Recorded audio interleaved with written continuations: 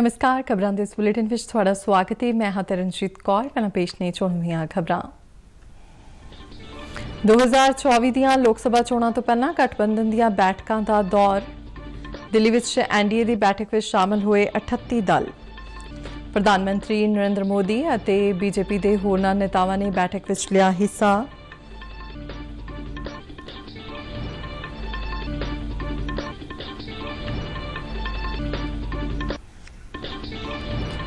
ਬੰਗਲੁਰੂ ਵਿੱਚ ਸਾਂਝੇ ਵਿਰੋਧੀ ਦਲਾਂ ਦੀ ਬੈਠਕ ਵਿੱਚ ਯੂਪੀਏ ਦਾ ਨਾਂ ਬਦਲ ਕੇ Indian national developmental inclusive alliance ਰੱਖਿਆ ਗਿਆ।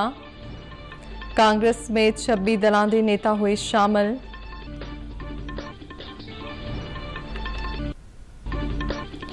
ਰਾਸ਼ਟਰਪਤੀ ਦ੍ਰੋਪਦੀ ਮੁਰਮੂ ਨੇ ਜ਼ਮੀਨੀ ਦਸਤਾਵੇਜ਼ਾਂ ਦੇ ਡਿਜੀਟਲੀਕਰਨ ਲਈ 68 ਜ਼ਿਲ੍ਹਾ ਕੁਲੈਕਟਰਾਂ ਅਤੇ 9 ਸਕੱਤਰਾਂ ਨੂੰ ਭੂਮੀ ਸਨਮਾਨ 2023 ਕੀਤੇ ਪ੍ਰਦਾਨ।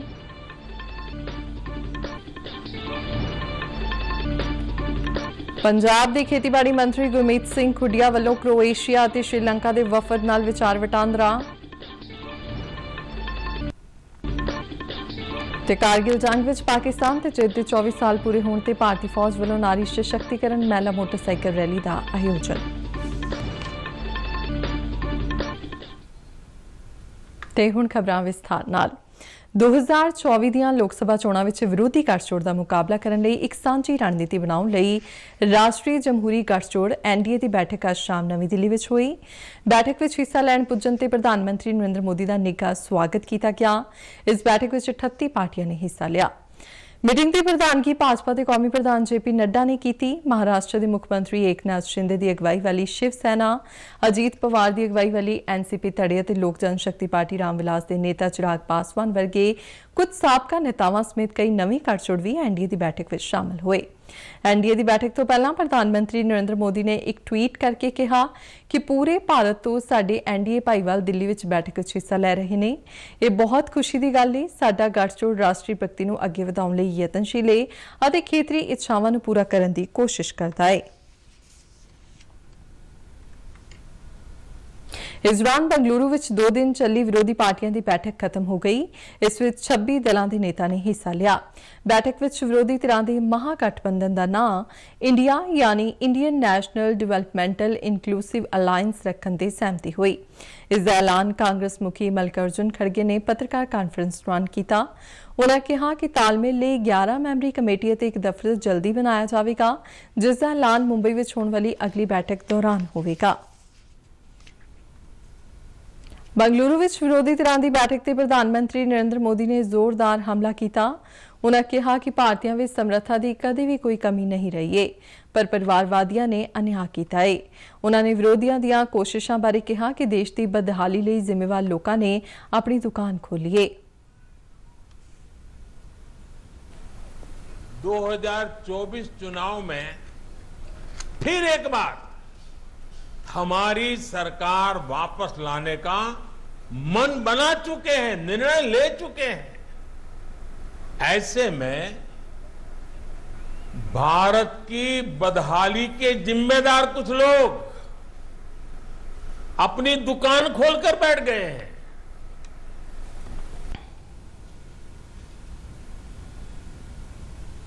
ਸਵਾਰਥ ਭਰੀ ਰਾਜਨੀਤੀ ਕਾਰਨ ਦੇਸ਼ ਦੇ ਵਿਕਾਸ ਵਿੱਚ ਅੜਿੱਕਾ ਪਿਆ ਹੈ ਤੇ ਦੂਰ ਦੁਰਾਡੇ ਦੇ ਇਲਾਕਿਆਂ ਵਿੱਚ ਵਿਕਾਸ ਦਾ ਕੰਮ ਨਹੀਂ ਹੋਇਆ। ਉਨ੍ਹਾਂ ਕਿਹਾ ਸਬਕਾ ਵਿਕਾਸ ਦਾ ਅਰਥ ਜ਼ਿੰਦਗੀ ਦੇ ਹਰ ਪਹਿਲੂ ਦਾ ਵਿਕਾਸ ਹੈ। ਰਾਸ਼ਟਰਪਤੀ ਦ੍ਰੋਪਦੀ ਮੁਰਮੂ ਨੇ ਅੱਜ ਭੂਮੀ ਸਨਮਾਨ 2023 ਪ੍ਰਦਾਨ ਕੀਤੇ। ਇਹ ਸਨਮਾਨ ਜ਼ਮੀਨ ਨਾਲ ਜੁੜੇ ਦਸਤਾਵੇਜ਼ਾਂ ਦੇ ਡਿਜੀਟਲੀਕਰਨ ਲਈ 68 ਜ਼ਿਲ੍ਹਾ ਕੁਲੈਕਟਰਾਂ ਅਤੇ 9 ਸਕੱਤਰਾਂ ਨੂੰ ਦਿੱਤੇ ਗਏ। ਕੇਂਦਰੀ ਪੇਂਡੂ ਵਿਕਾਸ ਅਤੇ ਪੰਚਾਇਤੀ ਰਾਜ ਮੰਤਰੀ ਗਿਰੀਰਾਜ ਸਿੰਘ ਨੇ ਕਿਹਾ ਕਿ ਭੂਮੀ ਸਨਮਾਨ ਯੋਜਨਾ ਵਿਸ਼ਵਾਸ ਅਤੇ ਸਾਂਝੇਦਾਰੀ ਤੇ ਆਧਾਰਿਤ ਕੇਂਦਰ ਅਤੇ ਰਾਜਾਂ ਵਿਚਾਲੇ ਸਹਿਕਾਰੀ ਸੰਘਵਾਦ ਦੀ ਇੱਕ ਚੰਗੀ ਮਿਸਾਲ ਹੈ।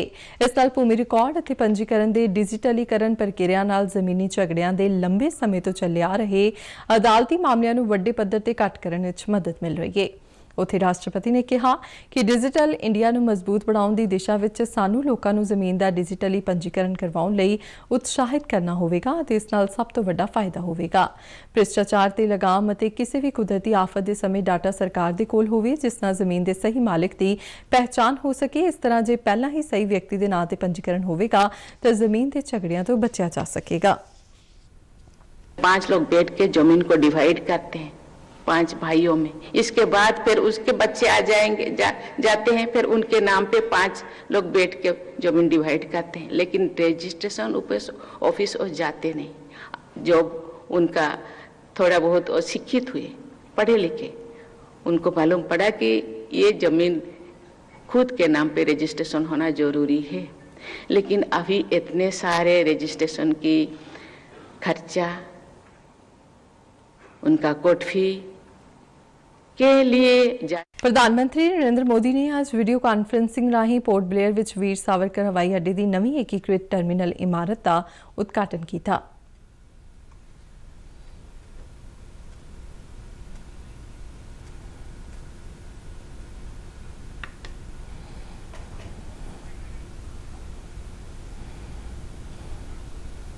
इस मौके अपने संबोधन में प्रधानमंत्री ने कहा कि इस टर्मिनल की पिछले काफ़ी समय तो मंग हो रही सी। उन्होंने कहा कि 710 करोड़ रुपए की लागत नाल बनिया यह टर्मिनल अंडेमान और निकोबार विचाले संपर्क वधाउण च अहम भूमिका निभाएगा और हर साल 50,000 यात्रियों का आउण जाण इत्थों हो सकेगा। हवाई अड्डे ते 80 करोड़ रुपए की लागत नाल एक एप्रन का निर्माण किया गया है, जिहड़ा बोइंग 767-400 ते एयरबस 321 किस्म के 2 हवाई जहाज़ों लई अनुकूल है। इस निर्माण नाल हवाई अड्डे ते एक बार विच 10 हवाई जहाज़ों की पार्किंग हो सकेगी। हवाई अड्डा कंपलैक्स विच 500 किलोवाट की समर्था वाले सूरजी ऊर्जा के पैनल भी लगाए गए हैं। अंडेमान और निकोबार का प्रवेश द्वार होने कारण पोर्ट ब्लेयर सैलानियों लई बहुत हरमन प्यारा है। इस नाल स्थानक लोकां लई रोजगार के मौके भी वधणगे और खेतर की माली हालत मजबूत होवेगी। केंद्रीय गृह और सहकारिता मंत्री अमित शाह ने आज नवी दिल्ली में CRCS सहारा रिफंड पोर्टल की शुरुआत की थी। इस मौके अपने संबोधन में उन्होंने कहा कि एक बहुत वड्डी शुरुआत है और सहारा ग्रुप में पैसा लगाने वाले तकरीबन 2.5 करोड़ लोगों को उन्होंने पैसा वापस मिलेगा। उन्होंने सहारा ग्रुप कोऑपरेटिव सोसाइटी के करोड़ों निवेशकों को बधाई देंदियां कहा कि इस पोर्टल के शुरू होने नाल उन्होंने वालों निवेश किए गए पैसे की वापसी का राह पद्धरा होया है और उन्होंने पैसा वापस मिलेगा जिसका वो इस्तेमाल कर सकणगे। मित्रों, लगभग 1.7 करोड़ निवेशकों को ये पोर्टल के अंदर पंजीकरण करने का अधिकार है, जिनकी पूरी राशि लौटाई जाएगी। और कुल मिलाकर 4 करोड़ निवेशक हैं जिनको 10,000 रुपये तक की राशि प्रथम दृष्टि से उनको वापस दी जाएगी। पंजाब भाजपा के प्रधान सुनील जाखड़ ने कहा कि आम आदमी पार्टी के समर्थन में अगे आने वाली कांग्रेस पार्टी को यह स्पष्ट करना चाहिए कि पंजाब में कांग्रेस आप सरकार की सहयोगी है या विरोधी।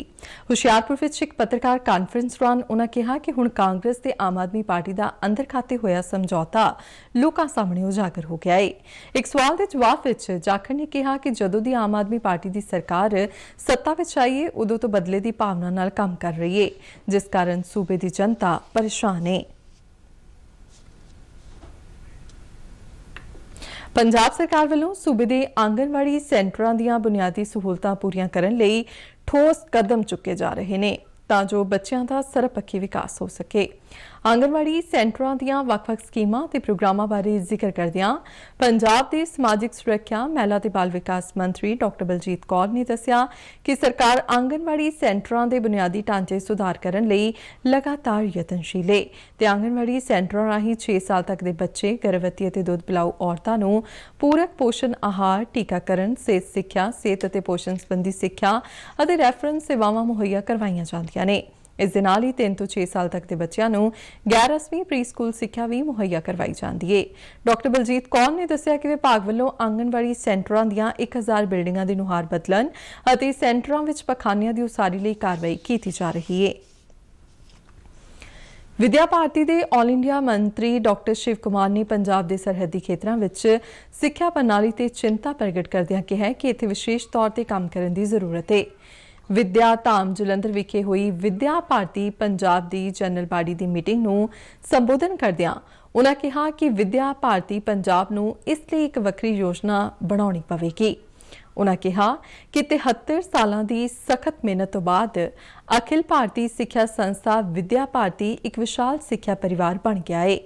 ਡਾਕਟਰ ਸ਼ਿਵ ਕੁਮਾਰ ਨੇ ਅੱਗੇ ਕਿਹਾ ਕਿ ਆਜ਼ਾਦੀ ਦੇ 75 ਸਾਲਾਂ ਬਾਅਦ ਵੀ ਦੇਸ਼ ਦੇ ਕੁਝ ਖੇਤਰਾਂ ਵਿੱਚ ਸਿੱਖਿਆ ਦੀ ਘਾਟ ਨਜ਼ਰ ਆ ਰਹੀ ਹੈ।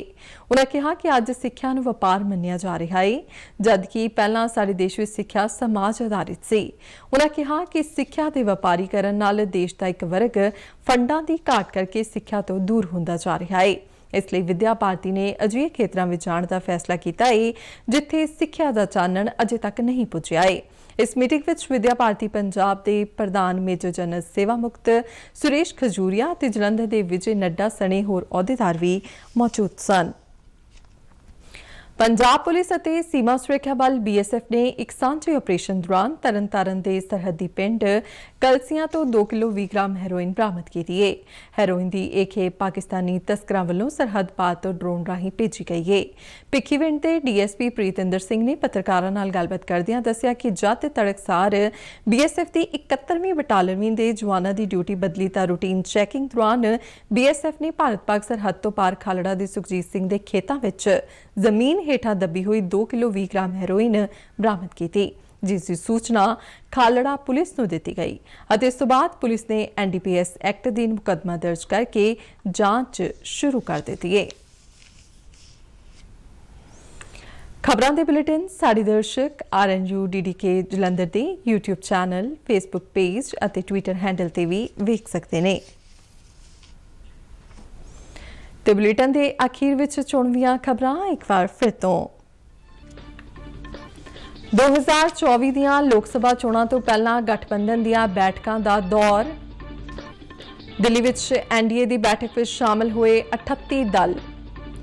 ਪ੍ਰਧਾਨ ਮੰਤਰੀ ਨਰਿੰਦਰ ਮੋਦੀ ਅਤੇ BJP ਦੇ ਹੋਰਨਾਂ ਨੇਤਾਵਾਂ ਨੇ ਬੈਠਕ ਵਿੱਚ ਲਿਆ ਹਿੱਸਾ।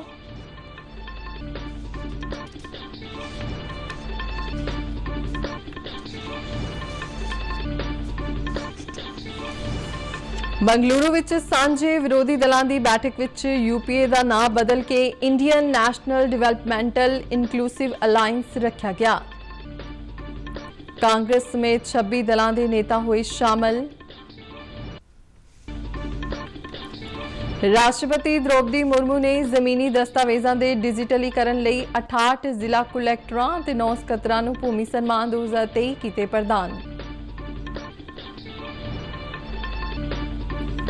ਪੰਜਾਬ ਦੇ ਖੇਤੀਬਾੜੀ ਮੰਤਰੀ ਗੁਰਮੀਤ ਸਿੰਘ ਖੁੱਡੀਆ ਵੱਲੋਂ ਕ੍ਰੋਏਸ਼ੀਆ ਅਤੇ ਸ਼੍ਰੀਲੰਕਾ ਦੇ ਵਫਦ ਨਾਲ ਵਿਚਾਰ ਵਟਾਂਦਰਾ। ਤੇ ਕਾਰਗਿਲ ਜੰਗ ਵਿੱਚ ਪਾਕਿਸਤਾਨ ਤੇ ਜਿੱਤ ਦੇ 24 ਸਾਲ ਪੂਰੇ ਹੋਣ ਤੇ ਭਾਰਤੀ ਫੌਜ ਵੱਲੋਂ ਨਾਰੀ ਸਸ਼ਕਤੀਕਰਨ ਮਹਿਲਾ ਮੋਟਰਸਾਈਕਲ ਰੈਲੀ ਦਾ ਆਯੋਜਨ।